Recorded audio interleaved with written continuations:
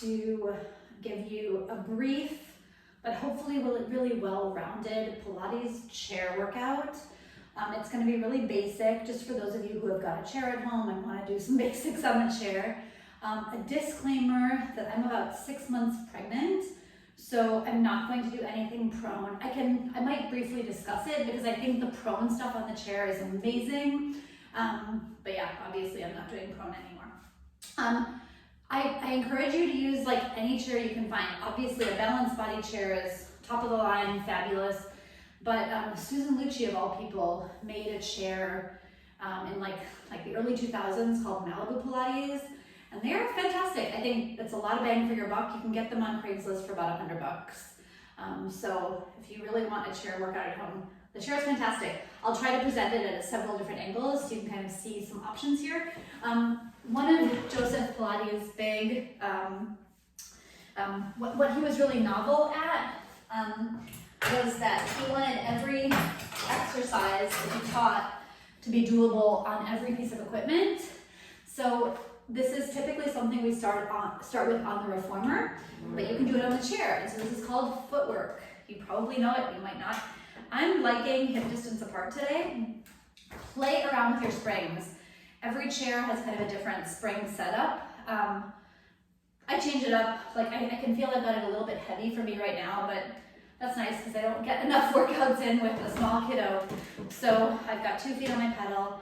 I always like something between my knees if I'm doing something hip distance apart, unless your adductors are really tired. And we're just pulsing 10 times. 10. So this workout is suitable for prenatal, obviously.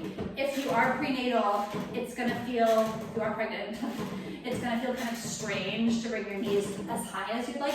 If you're not pregnant, bring the pedal all the way up. Come as high as you can without knocking your spine over. So we're just feeling the hips hinge, feeling the support from the core. I'm sitting pretty close to the front edge of my chair. Of course, you never want to lean back against the wall. That would really defeat the purpose of working on your core and spine here. That's definitely 10-ish or more than 10. If you know me, you know I'm extremely lax with my number of reps. So from here, I'm in a slightly elevated heel and I'm pulsing again. It's one of the bummers of pregnancy is that our range of motion is a little limited. There's lots we can still do. I found with my first pregnancy, I'm still kind of relatively early on in this one, so I don't know if this is true yet, but I found with my first pregnancy that I could do much more than I thought, all the way till the end. But yeah, range of motion is smaller. So again, if you're not pregnant, please go higher and lower. 8, 9. With something between your knees, it's excellent work for your, like the muscles around your knees as well, the BMOs. Staying down into this next one, now we're just moving at the ankle.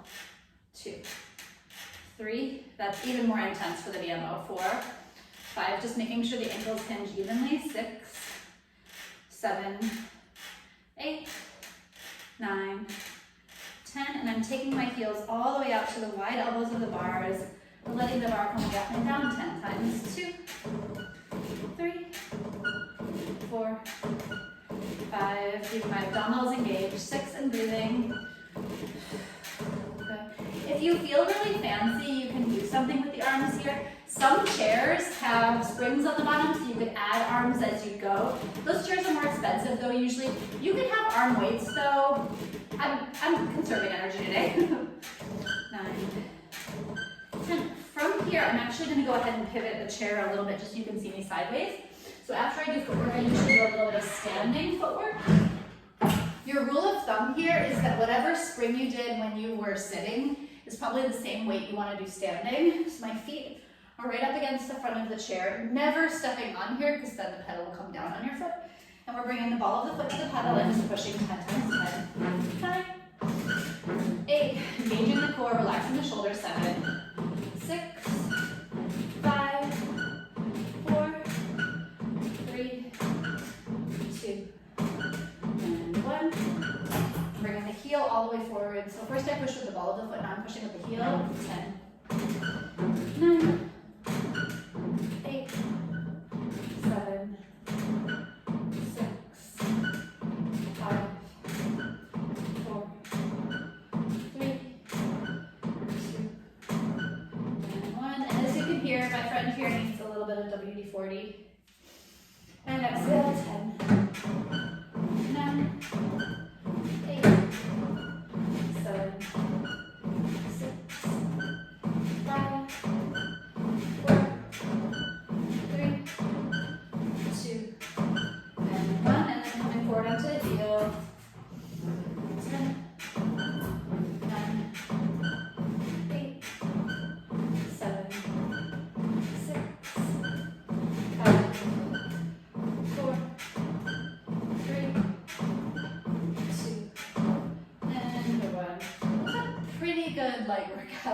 from here, I'm gonna do, this is called the hamstring stretch. It's not really that, it's more of a spine stretch because we're gonna round over until your hands get to the pedal. It'll be a hamstring stretch if I lengthen it out of my pelvis, but again, I'm not trying to do that. I'm just pulsing in here. This is actually a really nice one for pregnancy because we tend to get really tight through the rib cage, but nice for everyone. A little bit of shoulder stability in there as well. Lovely stretch. 9, 10, and then I'm bringing my foot back to the pedal, my hands to the seat, and rounding the spine deeply, letting the pedal lift you up. So this is a lot of core, a little bit more core than I have access to now. So probably in a couple of weeks, I would add more resistance on the springs. You want to feel like the pedal is lifting you up in addition to your core. So shoulders are working, core is working.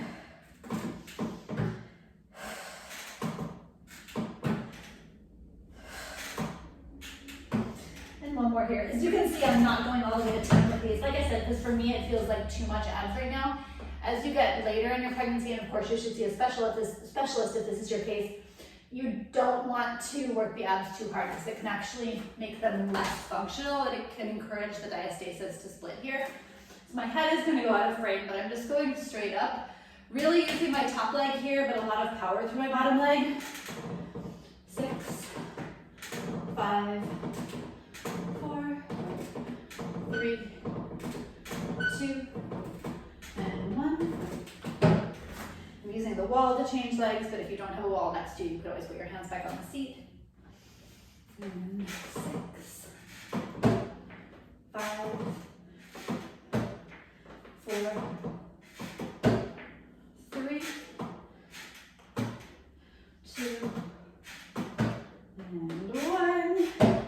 A lot less high on that side. I don't know what that's about today because my left knee is the funky one. I don't know what that's about. Okay, so be careful with that. So I pushed it a little bit and I got unstable. That's why I definitely recommend being close to the wall for this one. I'm going to come back and figure that out because that's a little bit of a conundrum. Sometimes it's not the obvious answer. Like if I think the problem is the right leg here, it may be that my left leg is not giving me enough stability. So really thinking of like lifting up to my left kneecap may help. In some way it does, but my right glute is weak today. That's the problem. So that means later in my workout I've got to do something, even if it's just something simple like clams, something to target that right glute. Something I skipped earlier, I am going to go a little bit lighter for this one now, are side legs. These are great because they do target that glute.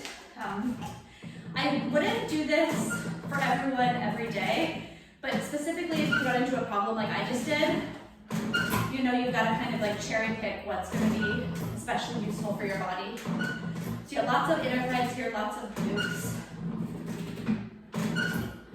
And 10.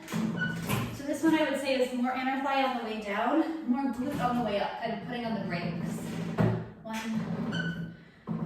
2, 3, 4, 5,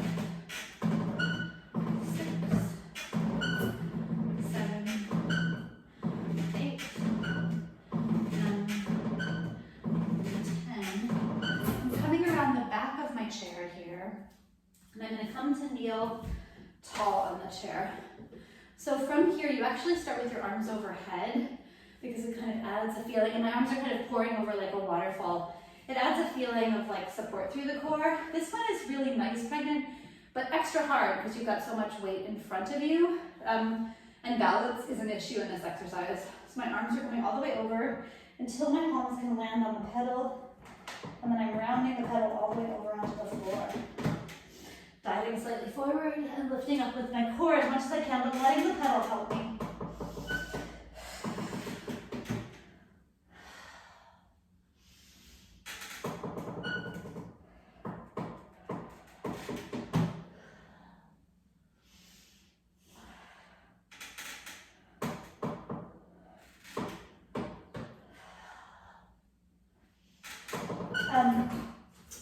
For this next one, you can have your leg up on the chair like this. It's a nice stretch, or all the way down, There's not a huge difference with that. Taking the top arm to the sky, we're just taking a side bend with a little bit of a pulse here. So this is work for my bottom shoulder and a stretch for my top shoulder and top rib cage. Again, if you're not pregnant, it would feel really nice to add a big twist at the end. This much rotation would go to a rotation of your upper back, amazing in pregnancy. Lower core, not so much, it gets a little too twisty. But if, yeah, for the non-pregnant folks, 2 hands on the bar and some pulses there will be lovely. Whew. That's just kind of a nice feel-good one. I mean, it all feels good, right? Pilates all feels good. Some stretches better than others though. And just pulsing, trying to keep 2 butts on the chair. And then rotating my chest to face the pedal. So I'll talk you through a plank here. Again, I'm not doing it. It's funny because you could almost do a pregnancy plank on the chair, but I think it would just be a little bit dodgy because your plank on the chair is so far forward. So when you come into plank here, you know, I'll show from the back of the chair, that's the back. So you're gonna come really far over the seat. So your pelvis is basically right at the front edge of the chair, and then the pedal is going to the floor here. I have 1 foot on the floor, that's how I'm modifying this, not putting all the weight in my pelvis. And you're gonna bend and straighten the arms 10 times. 2, 3,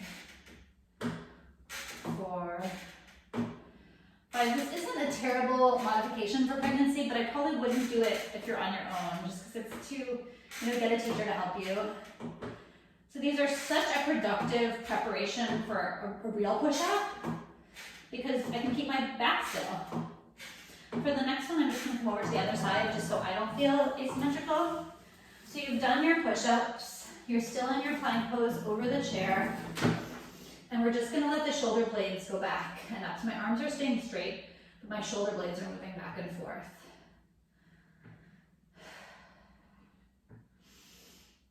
And then we're gonna do a big cobra here, lifting the back up and down. Nice. 3 and 4. And 1 more time there, 5. And then kind of sliding yourself back off the end of the chair. Because I don't feel I get really enough arms on the chair right now, I'm gonna throw in one of my favorites. There are a bunch more you can do lying down on the ground on your belly, but again, I'm obviously not adding those in today. I love triceps here on the chair, so this is a major cheat.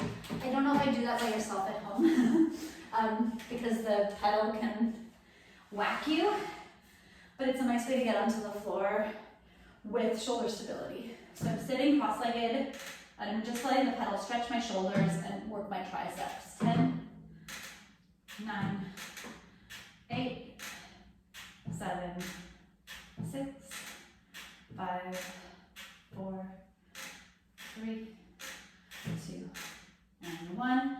If your shoulders are tight, it's nice to take your hands back here and take a forward fold. Like I said, there are a couple more. Feel free to comment if you want the link to further work lying on the floor here, but that's where I'm going to call it for today because I kind of want to keep it short and sweet. And it's already, gosh, almost 15 minutes. So that's a pretty good, like, everyday little chair workout. Hope you enjoyed it.